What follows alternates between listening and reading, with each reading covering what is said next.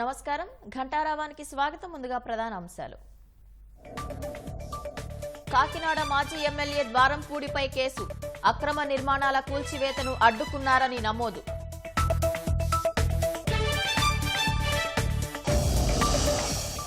జగన్ పాలనలో దివాలా తీసిన కాంట్రాక్టర్లు, మేస్త్రీలు, ఉపాధి లేక వలసపోయిన భవన నిర్మాణ కార్మికులు.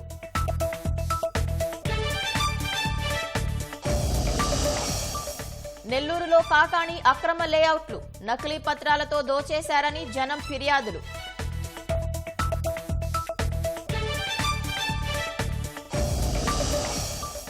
ఐదేళ్లుగా మరమ్మతులు లేని తాటిపూడి ప్రాజెక్టు, గాలి కొదిలేయటంతో తుప్పుపట్టిన గేట్లు.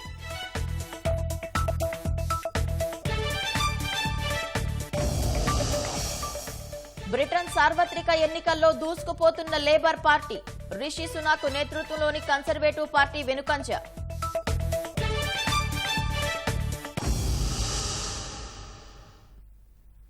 కాకినాడ మాజీ ఎమ్మెల్యే ద్వారంపూడి చంద్రశేఖర్ రెడ్డిపై కేసు నమోదైంది. రాజ్యలక్ష్మి నగర్లో వైకాపా నాయకుడి అక్రమ నిర్మాణం కూల్చివేత సమయంలో మున్సిపల్ అధికారుల విధులకు విఘాతం కలిగించారని టూ టౌన్ పోలీసులు కేసు నమోదు చేశారు. ద్వారంపూడి చంద్రశేఖర్ రెడ్డితో పాటు మరో 24 మందిపై కేసు పెట్టారు. ఈ నెల 2న మాజీ కార్పొరేటర్ బల్లా సూరిబాబు అక్రమ నిర్మాణ తొలగింపు సమయంలో మున్సిపల్ అధికారులను ద్వారంపూడి చంద్రశేఖర్ రెడ్డి దూషించారు.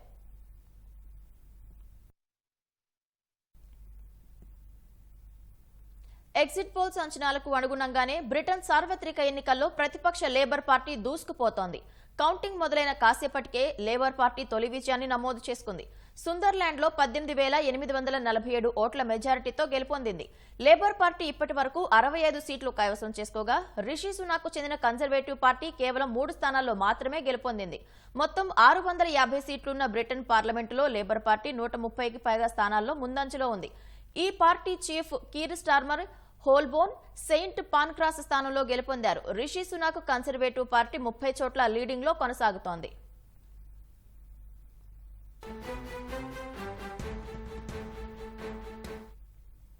బ్రిటన్లో ప్రభుత్వ ఏర్పాటుకు 326 సీట్లు సాధించాల్సి ఉంటుంది. భారత సంతతికి చెందిన బ్రిటన్ ప్రధాని రిషి సునాక్ సారథ్యంలోని కన్సర్వేటివ్ పార్టీకి సార్వత్రిక ఎన్నికల్లో ఘోర పరాభవం తప్పదని ఎగ్జిట్ పోల్స్ ఇంతకు ముందు అంచనా వేశాయి. 14 ఏళ్ల తర్వాత ప్రతిపక్ష లేబర్ పార్టీ ఘన విజయం సాధించనుందని పేర్కొన్నాయి. లేబర్ పార్టీకి 410 సీట్లు వస్తాయని, కన్సర్వేటివ్ పార్టీ కేవలం 131 సీట్లకే పరిమితమవుతుందని ఎగ్జిట్ పోల్స్ అంచనా వేశాయి. లేబర్ పార్టీకి 170 సీట్ల మెజారిటీ వస్తుందని పేర్కొన్నాయి.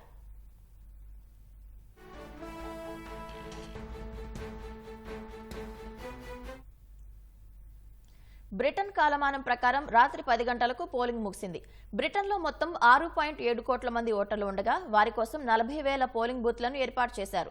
రిచ్మండ్లో రిషి సునాక్ తన సతీమణి అక్షరామూర్తితో కలిసి ఓటు హక్కు వినియోగించుకున్నారు. ఉత్తర లండన్లో లేబర్ పార్టీ నేత కీర్ స్టార్మర్ తన భార్య విక్టోరియాతో కలిసి ఓటు వేశారు. ఈసారి పోలింగ్ తక్కువగా నమోదైంది.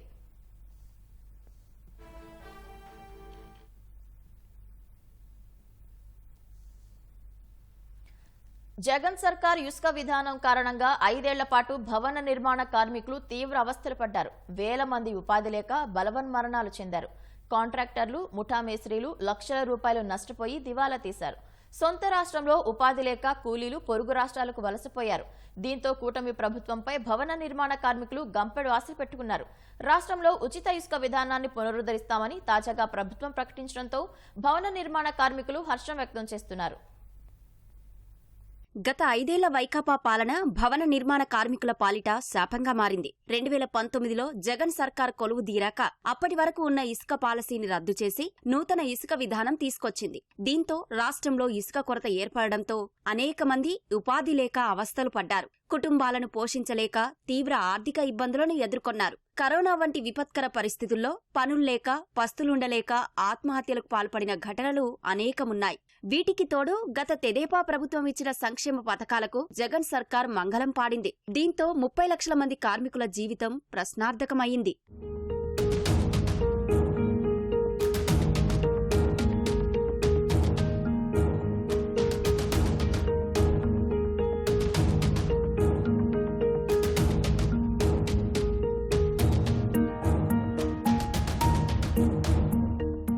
భవన నిర్మాణ రంగంపై ఆధారపడి సుమారు 26 రకాల వృత్తుల వారు జీవిస్తున్నారు. తెదేపా ప్రభుత్వ హయాంలో ఏదైనా ప్రమాదం వలన కార్మికుడు మరణిస్తే మట్టి ఖర్చుల కోసం 20,000 రూపాయలు, సంక్షేమ బోర్డు ద్వారా 2 లక్షల నుంచి 5 లక్షల వరకు నష్టపరిహారం అందించేవారు.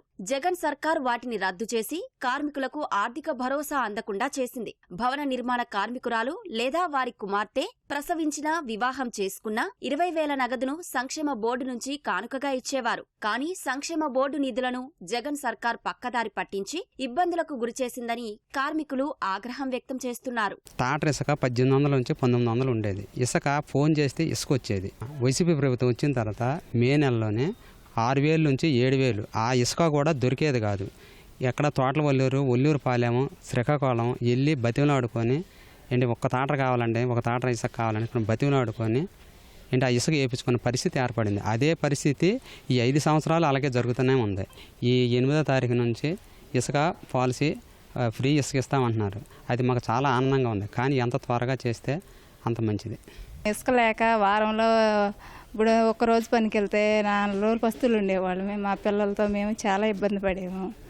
అండ్ మేము ఏ రోజుకి ఆ రోజు కూలికి వెళ్తే తిన్నట్టు లేకపోతే లేనట్టు అండి. ఇప్పుడు కొత్త గవర్నమెంట్ వచ్చింది, మరి ఇసుక అది ఇస్తాము ఫ్రీగా అని చెప్పేసి అంటున్నారు.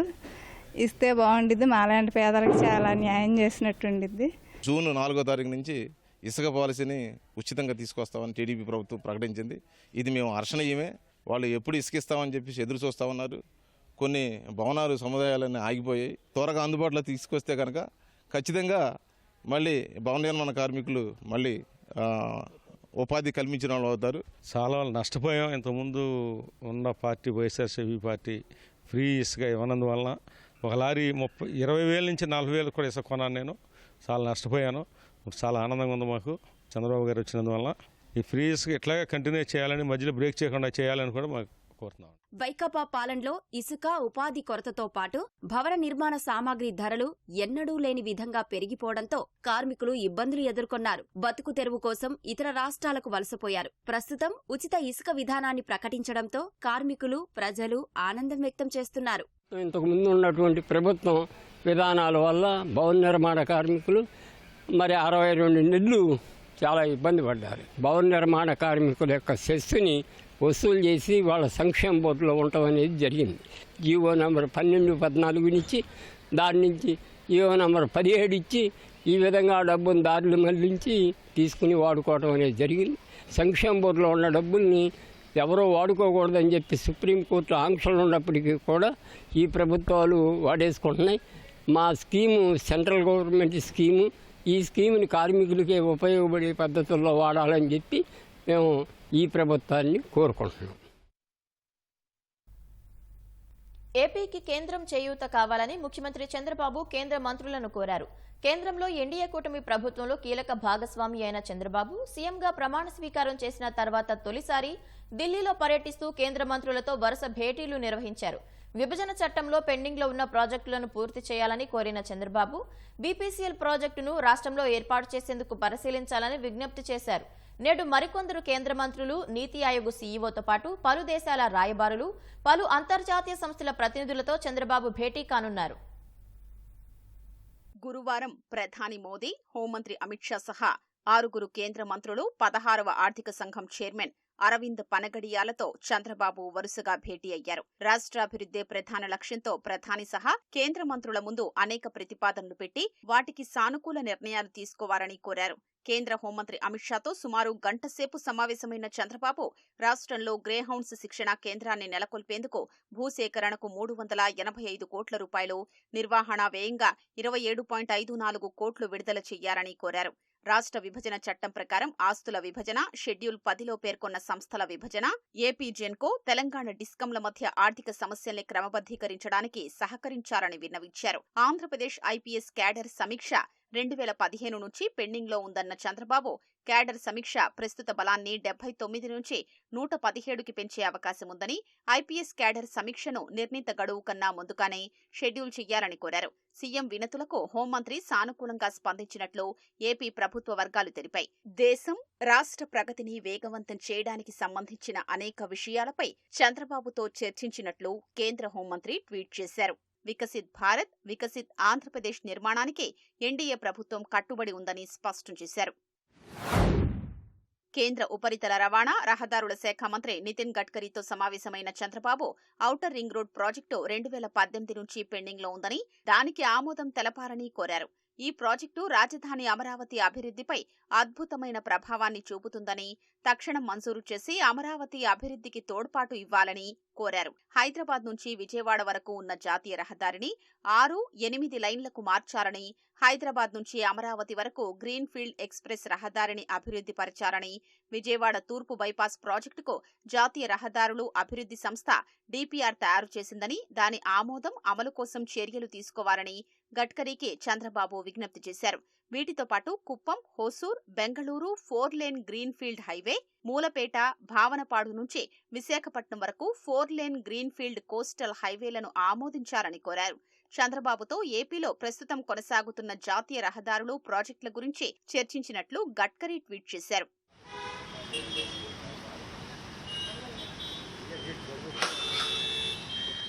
కేంద్ర వాణిజ్య శాఖ మంత్రి పీయూష్ గోయల్తో భేటీ అయిన సీఎం చంద్రబాబు రాష్ట్రంలో వైజాగ్, చెన్నై, బెంగళూరు పారిశ్రామిక నడవాలలో 4 పారిశ్రామిక నోడ్లను గుర్తించడంతో పాటు నీరు, విద్యుత్, రైల్వే, రోడ్ కనెక్టివిటీ కోసం బాహ్య మౌలిక సదుపాయాల్ని అందించడానికి గ్రాంటు రూపంలో ఆర్థిక సహాయం అందించాలని కోరారు. కేంద్ర ప్రభుత్వ ఆధీనంలో ఉన్న ఉప్పు భూముల్ని నౌకాశ్రయ పారిశ్రామిక అవసరాలకు వినియోగించుకునేందుకు వాటి నమోదిత విలువతో రాష్ట్ర ప్రభుత్వానికి బదిలీ చెయ్యాలని కోరారు. డైనమిక్ సీఎం చంద్రబాబుతో సమావేశం ఉత్సాహంగా సాగిందని, ఆయన పాలనలో ఏపీ అభివృద్ధి బాటలో సాగుతుందని పీయూష్ గోయల్ ఆకాంక్షిస్తూ ట్వీట్ చేశారు. ఏపీ పురోగతి, అభివృద్ధి కోసం ఏం చెయ్యాలనే దానిపై చర్చించామని పేర్కొన్నారు. కేంద్ర వ్యవసాయ శాఖ మంత్రి శివరాజ్ సింగ్ చౌహాన్తో భేటీ అయిన చంద్రబాబు రాష్ట్రానికి సమీకృత ఆక్వా పార్కు మంజూరు చేయాలని, ఉద్యాన పంటల రైతులకు సబ్సిడీని పెంచడానికి ఒక విధానాన్ని రూపొందించాలని కోరారు. డ్రాప్ మోర్ క్రాప్ పథకం కింద పెండింగ్లో ఉన్న 125.52 కోట్ల రూపాయలు వెంటనే విడుదల చేయాలన్న ముఖ్యమంత్రి 26 జిల్లాల్లో MIDH కార్యక్రమాల్ని అమలు చేయడానికి కేంద్ర వాటా కింద 165 కోట్ల రూపాయల కేంద్ర వాటా విడుదల చేయాలని కోరారు. NMOOP పథకం కింద కేంద్ర వాటాగా 111.29 కోట్లు వెంటనే విడుదల చేయాలని విజ్ఞప్తి చేశారు.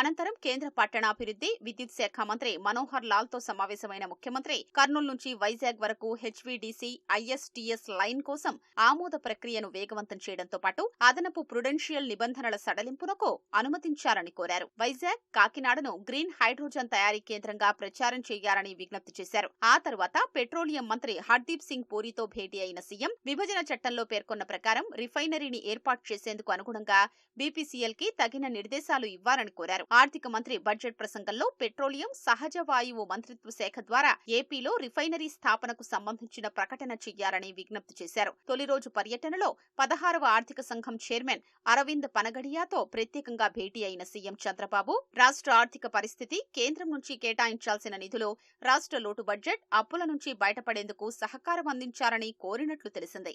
రెండో రోజు పర్యటనలో ఇవాళ చంద్రబాబు రక్షణ మంత్రి రాజ్నాథ్ సింగ్, కేంద్ర ఆరోగ్య శాఖ మంత్రి జేపీ నడ్డా, ఆర్థిక మంత్రి నిర్మలా సీతారామన్, నీతి ఆయోగ్ CEO BVR సుబ్రహ్మణ్యంతో పాటు భారత్లో జపాన్ రాయబారి, సుజుకి సంస్థ ప్రతినిధులతో భేటీ కానున్నారు. సాయంత్రం ఢిల్లీ నుంచి హైదరాబాద్కు వెళ్లనున్నారు.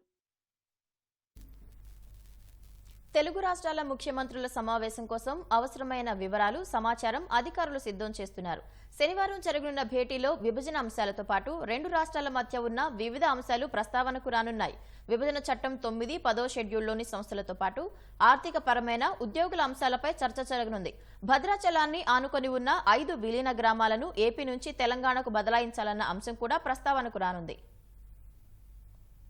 ఆంధ్రప్రదేశ్, తెలంగాణ రాష్ట్రాలకు సంబంధించి శనివారం కీలకమైన సమావేశం జరగనుంది. 2 రాష్ట్రాల మధ్య ఉన్న సమస్యలు, అంశాలను సుహృద్భావ వాతావరణంలో పరిష్కరించుకునేందుకు ముఖ్యమంత్రుల భేటీ జరగనుంది. హైదరాబాద్లోని మహాత్మా జ్యోతిరావు పూలే భవన్లో ఇరు రాష్ట్రాల ముఖ్యమంత్రులు చంద్రబాబు నాయుడు, రేవంత్ రెడ్డి సమావేశం కానున్నారు. రాష్ట్ర విభజన సమయం నుంచి రెండు రాష్ట్రాల మధ్య ఉన్న సమస్యలు అపరిష్కృతంగా ఉన్న అంశాలపై సమావేశంలో చర్చ జరిగే అవకాశముంది. తెలంగాణ ముఖ్యమంత్రి రేవంత్ రెడ్డి ఆదేశాల మేరకు విభజన వ్యవహారాల విభాగం అవసరమైన సమాచారం, వివరాలు సిద్ధం చేస్తోంది. ఆయా శాఖల నుంచి అవసరమైన సమాచారాన్ని సేకరిస్తోంది. ప్రధానంగా ఆంధ్రప్రదేశ్ విభజన చట్టం 9-10 షెడ్యూళ్లలోని సంస్థల అంశం ప్రస్తావనకు రానుంది. వీటిపై గతంలో పలు దఫాల్లో వివిధ స్థాయిలో చర్చలు జరిగాయి. కొన్నింటిపై రెండు రాష్ట్రాలకు అంగీకారం కుదరగా కీలకమైన ఆర్టీసీ, ఎస్ఎఫ్సీ లాంటి వాటిపై ఏకాభిప్రాయం రాలేదు. 9వ షెడ్యూల్లోని కార్పొరేషన్లు, సంస్థల విషయంలో హెడ్ క్వార్టర్స్ పదానికి నిర్వచనం విషయంలో రెండు రాష్ట్రాలకు భిన్నమైన అభిప్రాయాలు ఉన్నాయి. 10వ షెడ్యూల్లోని సంస్థలకు స్థానికత ప్రాతిపాదిక అయినప్పటికీ ఏకాభిప్రాయం రాలేదు. హైదరాబాద్ నగరంలోని భవనాలు, క్వార్టర్స్ అంశం కూడా చర్చకు వచ్చే అవకాశం ఉంది. లేక్ వ్యూ అతిథి గృహం, సిఐడి కార్యాలయం, హెర్మిటేజ్ కాంప్లెక్స్ ఏపీ అవసరాల కోసం కేటాయించారు. జూన్ 2వ తేదీతో 10 ఏళ్లు పూర్తయినందున వాటిని స్వాధీనం చేసుకోవాలని తెలంగాణ ముఖ్యమంత్రి రేవంత్ రెడ్డి గతంలో అధికారులను ఆదేశించారు. అయితే ఇంకా విభజన సమస్యలు పూర్తిగా కొలిక్కి రానందున ఆ భవనాలను తమకు కొనసాగించాలని ఏపీ కోరుతోంది. తెలంగాణలోని ministers quarters, IAS quarters, employees quarters కూడా కొన్ని ఏపీకి కేటాయించారు. స్థానికత, ఐచ్ఛికాల ఆధారంగా ప్రభుత్వ ఉద్యోగుల పరస్పర మార్పు అంశం చాలా రోజులుగా రెండు రాష్ట్రాల మధ్య పెండింగ్ లో ఉంది. ఏపీ స్థానికత కలిగిన 1853 మంది విద్యుత్ ఉద్యోగుల వేతనాల వ్యత్యాసం, సర్దుబాటు అంశంతో పాటు పౌర సరఫరాల శాఖకు చెందిన ఫుడ్ క్యాష్ క్రెడిట్, వడ్డీ అంశం కూడా ప్రస్తావనకు రానుంది. విద్యుత్ బకాయిల అంశం కూడా రెండు రాష్ట్రాల మధ్య చాలా రోజులుగా ఉంది. తమకు బకాయిలు రావాలని రెండు రాష్ట్రాలు గణాంకాలతో సహా భిన్న వాదనలు వినిపిస్తున్నాయి. ఈ అంశం కూడా ముఖ్యమంత్రుల సమావేశంలో ప్రస్తావనకు రానుంది. భద్రాచలాన్ని ఆనుకున్న 5 గ్రామ పంచాయతీల విలీనం అంశం కూడా సమావేశంలో చర్చకు రానుంది. ఏపీలో విలీనమైన ఏటపాక, గుండాల, పురుషోత్తపట్నం, కన్నాయిగూడెం, పిచుకులపాడు గ్రామ పంచాయతీలను, స్థానికంగా ఉన్న ఇబ్బందులు, అన్ని అంశాలను పరిగణలోకి తీసుకుని భద్రాచలంలో కలపాలన్న డిమాండ్ వినిపిస్తోంది. గతంలోనే 5 పంచాయతీలు తీర్మానాలు కూడా చేశాయి. ఇద్దరు ముఖ్యమంత్రుల సమావేశంలో ఈ విషయమై సానుకూల నిర్ణయం తీసుకుని 5 పంచాయతీలను భద్రాచలంలో కలిపేలా నిర్ణయం తీసుకోవాలని తెలంగాణ మంత్రి తుమ్మల నాగేశ్వరరావు ఆ రాష్ట్ర సీఎం రేవంత్ రెడ్డికి లేఖ రాశారు. గత 5 ఏళ్లలో వైకాపా నాయకులు అక్రమ లేఅవుట్లు వేసి భారీగా దోపిడీకి పాల్పడ్డారు. డీటీసీపై అనుమతి తీసుకోకుండా తీసుకున్నట్లు నకిలీ పత్రాలు సృష్టించి వాటిని ప్రజలకు అంటగట్టి జేబులు నింపుకున్నారు. నెల్లూరు జిల్లాలో వారి అక్రమాలు క్రమంగా బయటపడుతున్నాయి. మాజీ మంత్రి కాకాణి గోవర్ధన్ రెడ్డి, ఆయన అనుచరులు వేసిన లేఅవుట్ అక్రమమని తాజాగా గుర్తించిన నుడా అధికారులు పొదలకూరు పోలీస్ స్టేషన్లో ఫిర్యాదు చేశారు.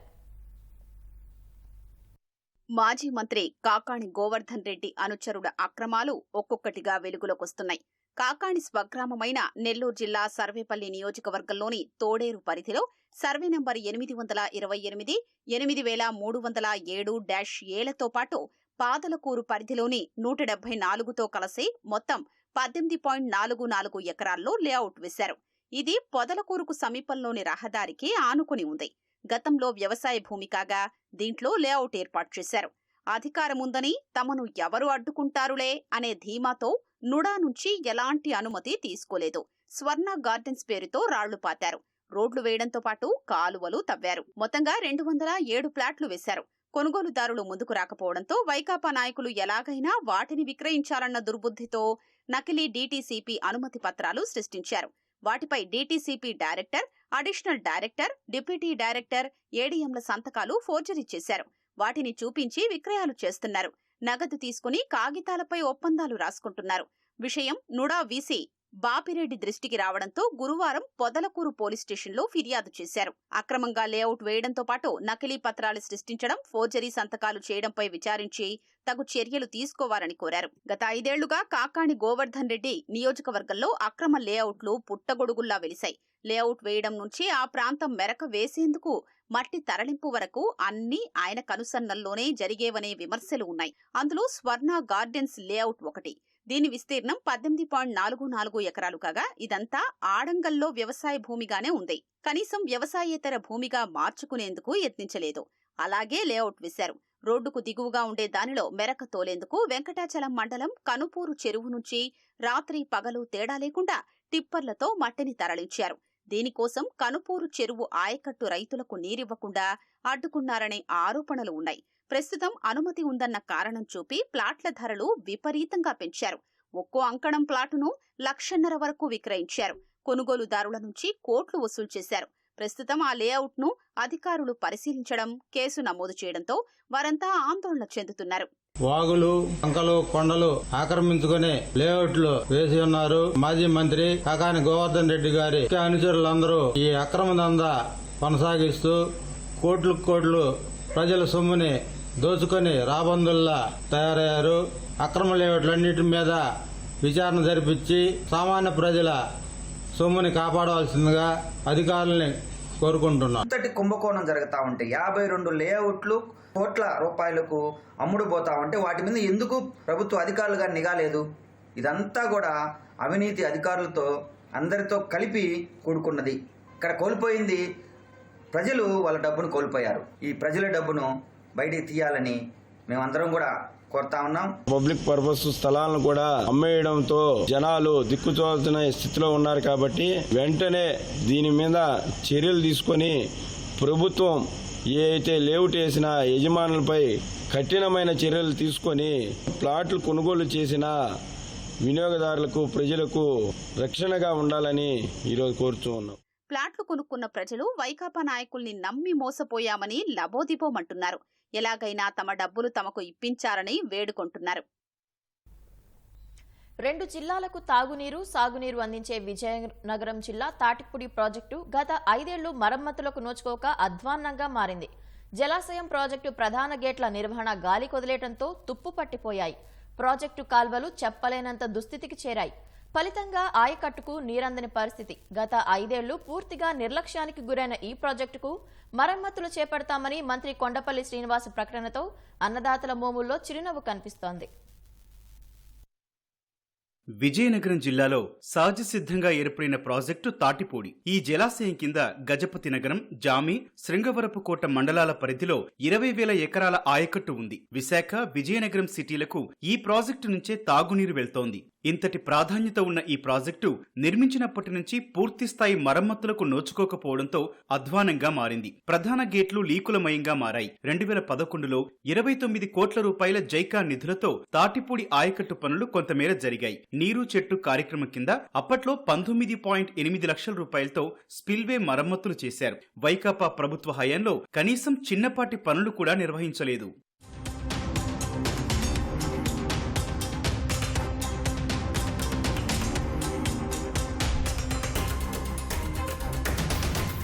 ప్రాజెక్టు ప్రధాన కాలువల పూడికతీత పనులు గాలి కుదిలేయటంతో రైతులు తీవ్ర ఇబ్బందులు ఎదుర్కొంటున్నారు. బానంగి నుంచి గోర్ది మదుము వెళ్లే కాలువ, లంకోడి మదుము నుంచి వెళ్లే షేరీ కాలువ, ముఠా కాలువ నుంచి ఎద్దోడు మదుము వెళ్లే కాలువ పూడికతో నిండిపోయింది. వరదల సమయంలో పొలాల్లోకి నీళ్లు ప్రవహించి పంటలు దెబ్బతింటున్నాయని రైతులు వాపోతున్నారు.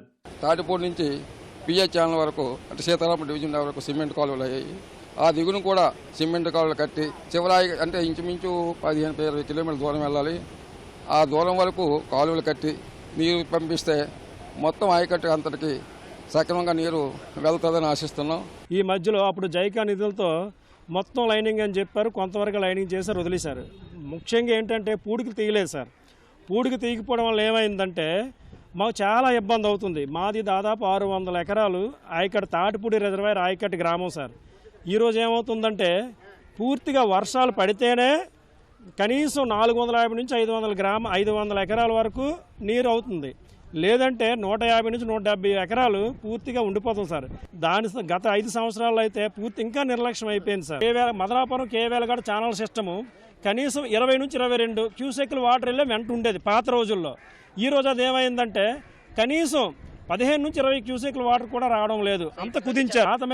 మెజర్మెంట్ ప్రకారంగా కాలువని ఏంటంటే మరలా దాన్ని కొద్దిగా ఎస్టాబ్లిష్ చేయాలి సార్. తాటిపూడిని పూర్తిస్థాయి సాగునీటి ప్రాజెక్టుగా మార్చాలని రైతులు కోరుతున్నారు. ఈ ప్రాజెక్టు నుంచి విశాఖ నగరానికి జూలై 1 నుంచి నవంబర్ ఆఖరు వరకు ప్రతిరోజు 11 MGD నీరు తాగునీటి కోసం తరలిస్తున్నారు. ఖరీఫ్ సాగు సమయంలోనే ప్రాజెక్టు నుంచి విశాఖకు నీటి తరలింపు వల్ల ఆయకట్టుకు నీరు అందటం లేదని రైతులు చెబుతున్నారు. ఈ రిజర్వాయర్లో రైతుల తాలూకా పాత్ర లేదు. మా ఏటు ద్వారా ఇచ్చే నీటిలో ఏం చేస్తారంటే వాళ్ళు నచ్చినప్పుడు వాళ్ళు వదులుకుంటారు. దానివల్ల మా రైతులకు అన్యాయం జరుగుతుంది. రెండోది మేమేంటంటామంటే దీన్ని కంప్లీట్ ఇరిగేటెడ్ ప్రాజెక్టుగా ప్రకటించమని కోరుతున్నాం. మా ప్రాంతానికే చెందిన మంత్రివర్యులు ఈరోజు మాకు వచ్చారు కాబట్టి వారి ద్వారా ఆ ప్రపోజల్ పెట్టి అసెంబ్లీలో తీర్మానం చేయించడానికి మేము ప్రయత్నం చేస్తున్నాం. రెండోది, మహానగరాలకి మహానదులు నీరు కావాలి కాబట్టి ఈ చిన్న చిన్న జలాశయాల తాలూకా నీళ్లు విశాఖపట్నం దాహార్తిని తీర్చలేదు కాబట్టి పోలవరం నీరుని డైరెక్ట్గా తెచ్చుకొని తాటిపూడి రిజర్వాయర్ నీటిని ఇరిగేటెడ్ ప్రకటించవలసిందిగా మేము రైతుల తరఫున కోరుతున్నాం. తాటిపూడి ప్రాజెక్టు నుంచి ఖరీఫ్ సాగు కోసం నీటిని విడుదల చేసిన మంత్రి కొండపల్లి శ్రీనివాస్ వచ్చే ఖరీఫ్ కాలువతో పాటు జలాశయం మరమ్మతులు పూర్తి చేస్తామని హామీ ఇచ్చారు. ఇప్పటికే బొండపల్లి మండలంలోని ఎంఎన్ ఛానల్, బీపీ ఛానల్ మరమ్మతులకు నిధులు విడుదల చేశామని చెప్పారు. కూడా చేసుకోలేని పరిస్థితిలో గత 5 ఏళ్ళకు ఉన్నామంటే చాలా బాధాకరంగా ఉంది. కెనాల్ అంటే తాటిపూడికి డెవలప్మెంట్ ఇచ్చిన ఫండ్స్ అయినా అవ్వచ్చు, లేకపోతే ఎన్ఆర్జీఎస్ ఫండ్స్ అయినా ఆ పూడికలు తీసుకుంటే కొంచెం వాటర్ ఇంకొంచెం ఫ్లో బాగుండేది. చివరి వరకు ఈ కెనాల్ లెంత్ అయితే ఉందో లెంత్ వరకు చివరి వరకు కూడా పూర్తి స్థాయిలో వాటర్ వచ్చే అవకాశం ఉంది. మనం అలాంటి పరిస్థితి మనం చేసుకోలేకపోయాం. అయితే ఈసారికి మనం ప్రస్తుతం వాటర్ అయితే రిలీజ్ చేస్తాం. కానీ ఖచ్చితంగా నెక్స్ట్ ఇయర్కి అయితే మాత్రం ప్రతి కాలువ కూడా బాగు చేసుకునే పరిస్థితిలో మనం వెళ్దామని ఈ వేదిక ద్వారా తెలియజేస్తున్నాం. ప్రాజెక్టు సమర్థ నిర్వహణ, పంట కాలువల మరమ్మతులతో పాటు జలాశయం వద్ద పర్యాటకాన్ని పునరుద్ధరించేందుకు చర్యలు చేపడతామని మంత్రి కొండపల్లి శ్రీనివాస్ ప్రకటించారు.